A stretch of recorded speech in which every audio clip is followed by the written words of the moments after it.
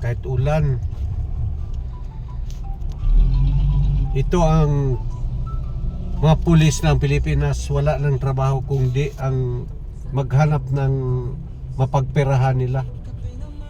Manang-mana sila sa amo nila. Ulan na ulan, kailangan mo magmadali. Mag-traffic sila kahit maulan. Hindi armas ang hinahanap itong mga pulis na ito, pera. Ang daming patayan, dapat baril ang hanapin nila. Pero hindi, lisensya ang hanapin nila, rehistro ng sasakyan. Yan ang trabaho ng mga pulis natin dito sa Pilipinas.